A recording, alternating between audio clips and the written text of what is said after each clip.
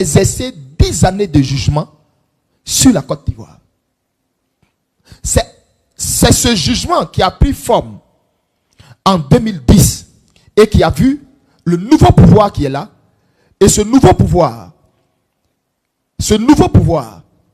devait exercer mon jugement sur les précédents et sur la nation sur 10 ans. Ça veut dire ce nouveau pouvoir devait prendre fin en 2020.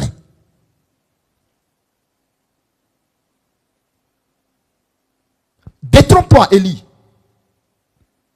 Ce n'est pas le diable qui a mis le président Alassane Ouattara là. C'est moi qui l'ai envoyé pour redresser, pour châtier, pour frapper. C'est moi qui l'ai envoyé. J'ai dit quoi? Il dit c'est moi qui l'ai envoyé.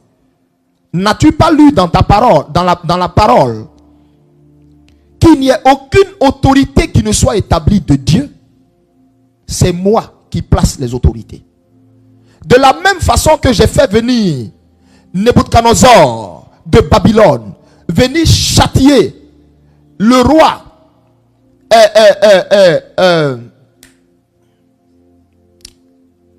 je crois Sédécias ou Jéconias. De la même façon, j'ai fait venir Nebuchadnezzar pour frapper ce roi. C'est de cette même façon. Le pouvoir du président Ouattara, je l'ai permis. Je l'ai permis sur 10 ans. Et c'est comme ça le Seigneur va me dire. Le temps que moi, je voulais exercer comme jugement, le temps que je voulais exercer comme jugement sur cette nation, sur les précédents à qui j'avais confié les rênes de cette nation et qui avaient joué avec le péché, avec toutes sortes de péchés que je n'aimerais pas citer ici, et qui n'avaient pas de berger devant eux assez rigoureux pour leur faire entendre ma voix. Ce temps-là de jugement, il est fini.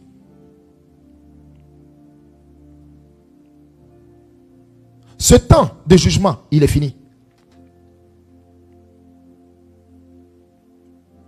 Et normalement, depuis 2022, une nouvelle ère, une nouvelle page s'est ouverte sur la Côte d'Ivoire. Mais pourquoi la restauration a tardé, la délivrance a tardé? Parce que l'Église n'avait toujours pas compris, l'Église n'avait pas compris que c'était elle la plaie, c'était elle à qui je reprochais réellement certaines choses. C'est pourquoi toi, je t'envoie pour faire connaître ma voix. Pour faire connaître ma voix à mon église. Pour que mon église revienne à moi.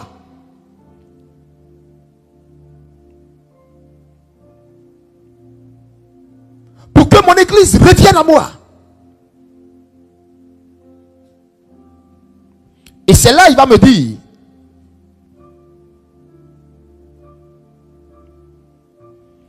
voici 3 choses.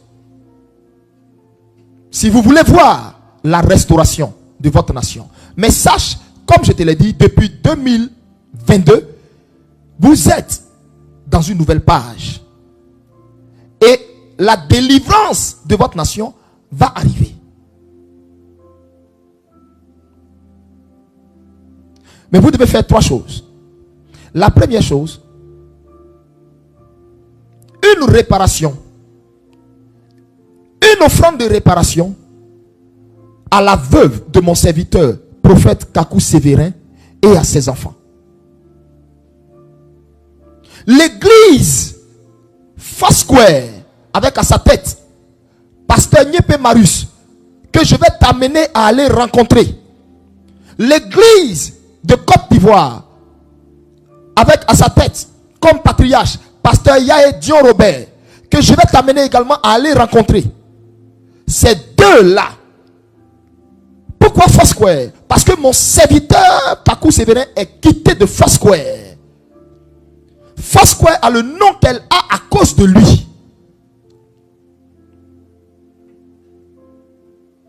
Et j'en veux également à Foursquare à cause du traitement réservé à la femme de mon serviteur et à ses enfants.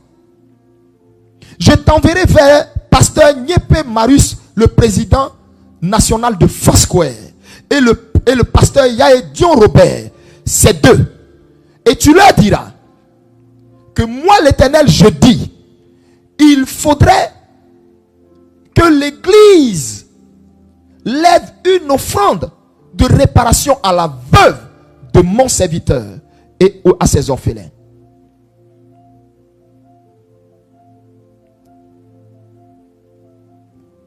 Et moi je lui disais, mais Seigneur, est-ce qu'ils vont m'écouter? Il m'a dit, pas, fais ta part. Si tu as fait ta part, qu'ils ne t'écoutent pas, je ferai retomber le sang de chaque Ivoirien sur leur tête.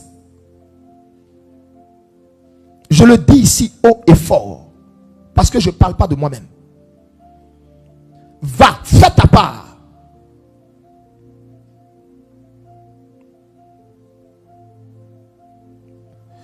Ils doivent faire à la veuve et aux enfants du prophète Kakou Sévérin, premier précurseur du premier réveil,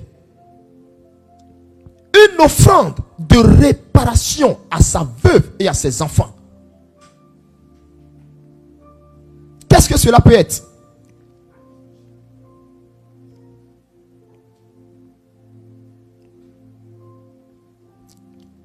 Ça, le Seigneur se révélera à eux.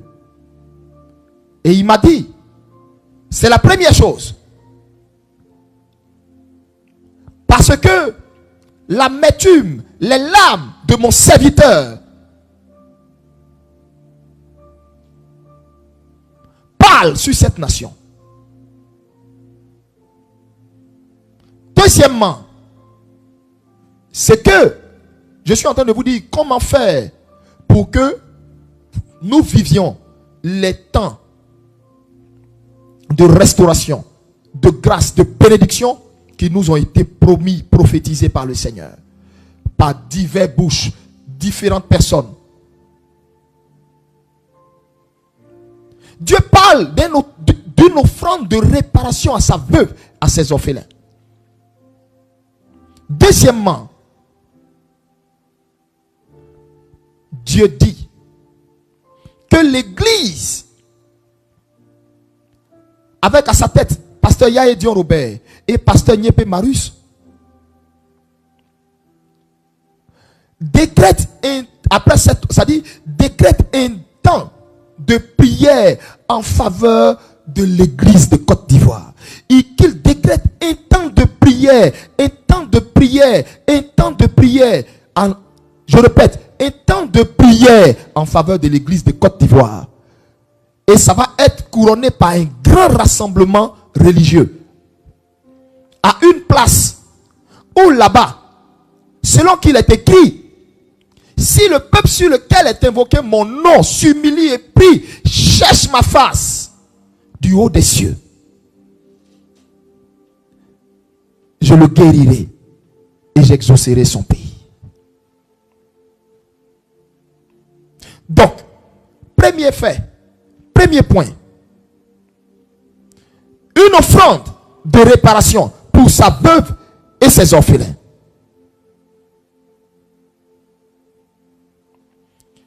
Deuxième fait, un grand temps de repentance de toute l'Église de Côte d'Ivoire.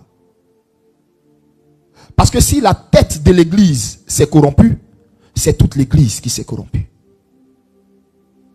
Les politiques ont instrumentalisé l'Église au point où l'Église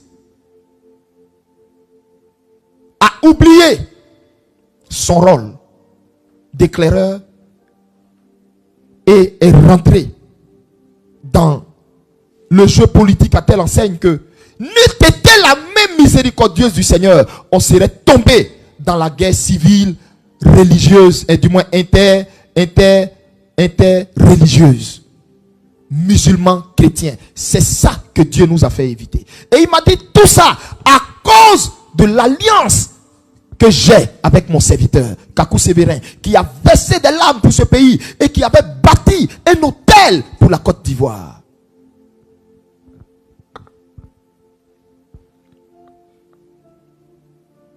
Et souvenez-vous, dans l'une de ses prophéties, il avait même annoncé qu'il voyait un affrontement interreligieux en Côte d'Ivoire, mais qui menaçait cela.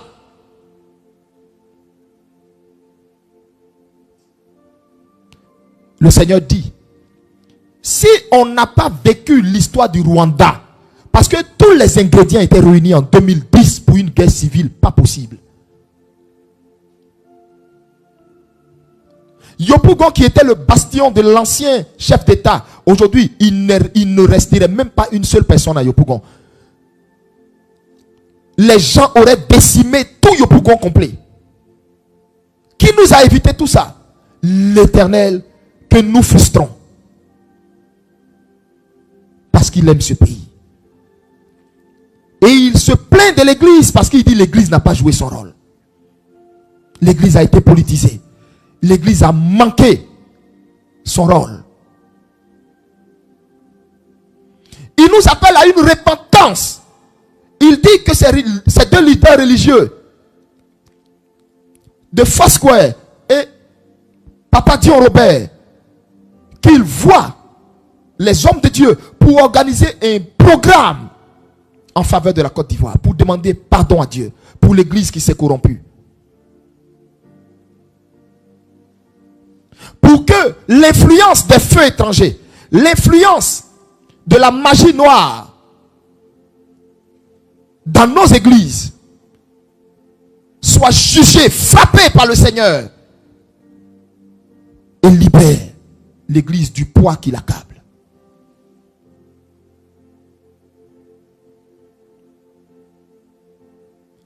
La troisième chose, le Seigneur dit de nous sanctifier après cela, de garder notre sanctification.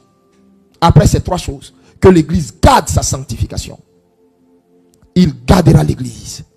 Il glorifiera son nom à travers l'église.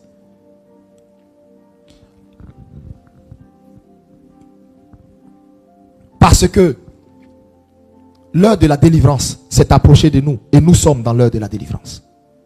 Je répète, nous sommes dans l'heure de la délivrance. Mais Dieu dit, église, tu as perdu ta force. Tu as perdu ta force. Normalement, quand il y a une église dans une nation et l'église élève la voix, l'Éternel du haut des cieux entend. C'est une petite église, je répète, une petite église qui a élevé la voix pour Pierre, et les chaînes de la prison de Pierre se sont brisées et l'ange est allé le sortir de la prison. C'est un groupe de personnes. Église, voici la raison pour laquelle tu n'es plus puissante. Voici la raison pour laquelle les forces des ténèbres dominent sur toi. Voici la raison pour laquelle le feu étranger est rentré en Côte d'Ivoire. La magie noire, la cabale est rentrée en Côte d'Ivoire. Voici la raison pour laquelle. Parce que, église, tu as perdu ton feu. Et Dieu veut te restaurer parce que j'ai vu un second réveil, mais un réveil plus fort, puissant. Et le réveil que j'ai vu, il n'était pas pareil avec le réveil qu'il y a eu aux États-Unis. Oh, il y a eu de grands noms aux États-Unis.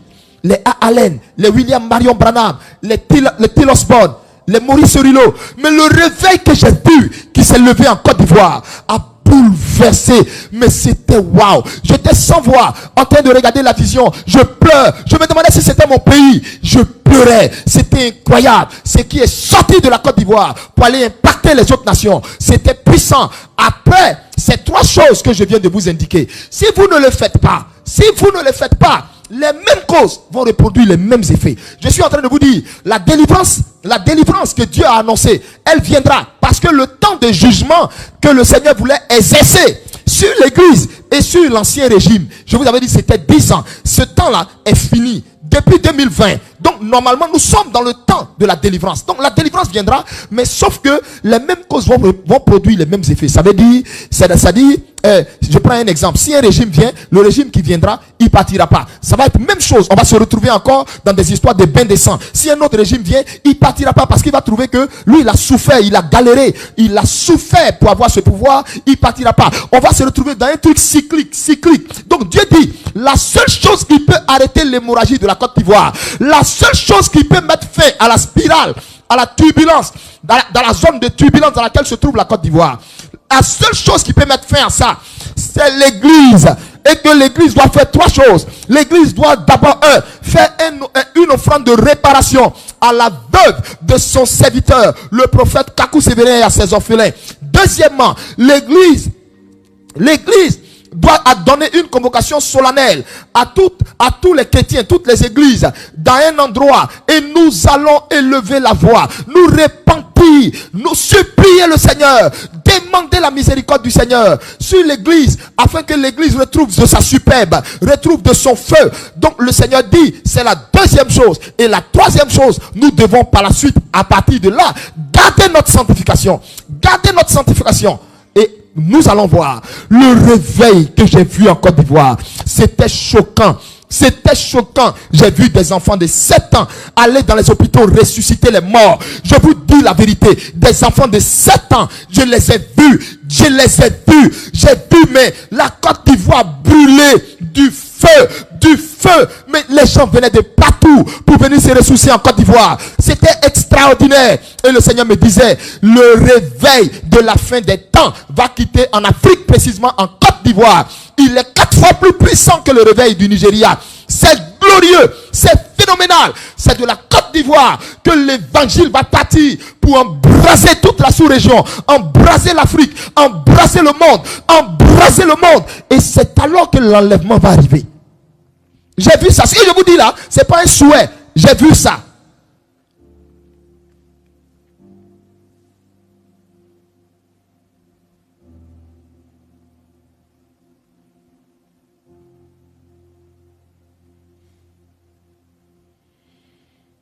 Ce n'est pas un souhait, mais je l'ai vu. Parce que j'ai vu la Côte d'Ivoire comme dans un tourbillon. Et on me disait, même si le régime actuel n'est plus là, le régime qui va venir, ça va être encore la même spirale.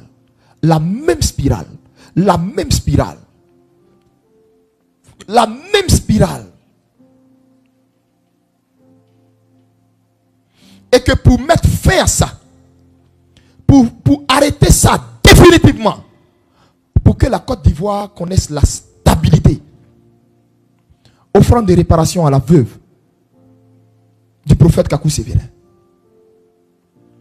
Une forte offrande de réparation à la veuve du prophète Kakou Sévérin. Par la suite, un rassemblement de l'église devant le Seigneur pour se repentir, porter le deuil, le sac et la cendre, pleurer devant le Seigneur, laver sa robe devant le Seigneur, s'humilier devant le Seigneur. Et enfin, troisième, garder sa sanctification. Bien-aimés, frères et sœurs,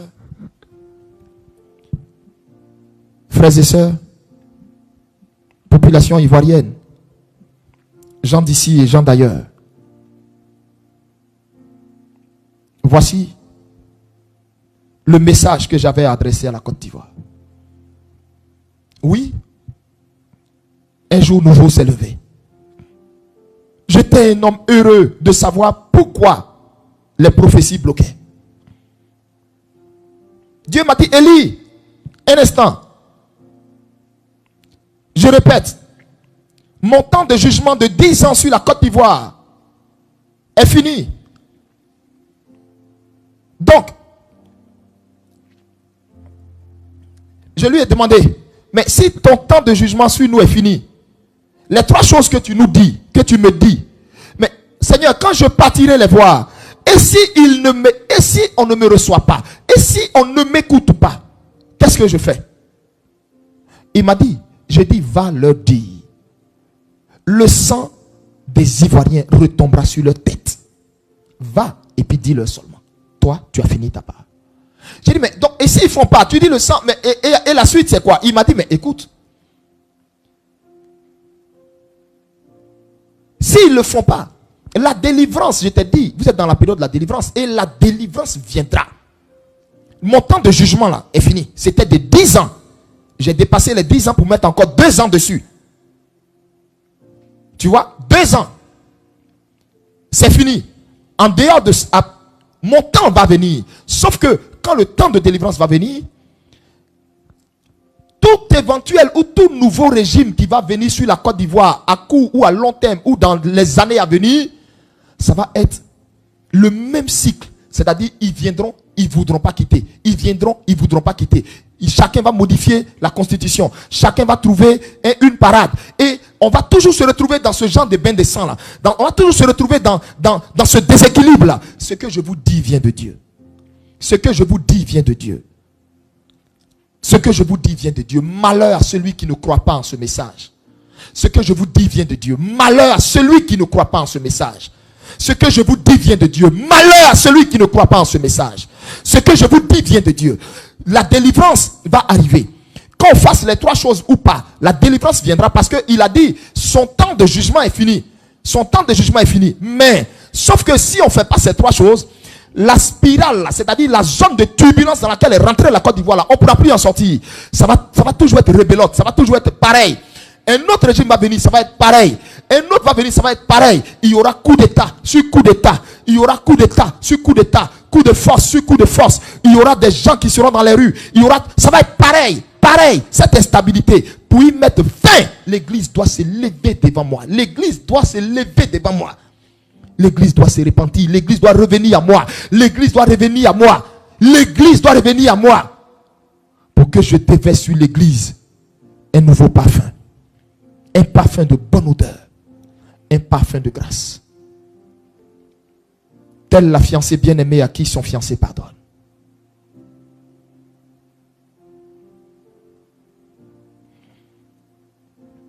Il faut que l'église revienne à moi. Si l'église ne revient pas à moi, le second réveil qui va venir, ils vont tuer celui qui en sera la tête. Ils vont le détruire, le dévorer, tout cru. Comme ils l'ont fait pour Kakou Sévérin. Or, le réveil qui arrive est puissant, il est violent, il est fort. C'est du jamais vu. On dira du jamais vu. La prophétie qu'a donné le prophète Kakou, où il a dit Côte d'Ivoire, on dira du jamais vu. C'est de ce réveil-là le prophète parlait. Que Dieu bénisse la Côte d'Ivoire. Je m'en irai rencontrer mes pères. C'est 2 noms que le Seigneur m'a donnés. Pasteur Yaédion Robert, Pasteur Nyepé Marius. Je prie Dieu qu'ils entendent ma voix. Et je sais que l'Éternel me dévancera et qu'ils entendront ma voix. Des agents de ténèbres ont voulu s'accaparer la tête de l'église. Mais Dieu va rétablir l'ordre dans l'église. Dieu va rétablir l'ordre dans son église. Et tous les agents de ténèbres, les infiltrés, les envoyés de mammon, Dieu va les frapper. Je vous dis, il y aura dans le balayage qui va se faire, il y aura beaucoup de pasteurs qui vont tomber. Ceux qui ne voudront pas se repentir. Nous sommes à l'heure de la délivrance. Que le Seigneur bénisse la Côte d'Ivoire. Que Dieu bénisse son peuple. Merci d'avoir donné de votre temps. Que Dieu vous bénisse.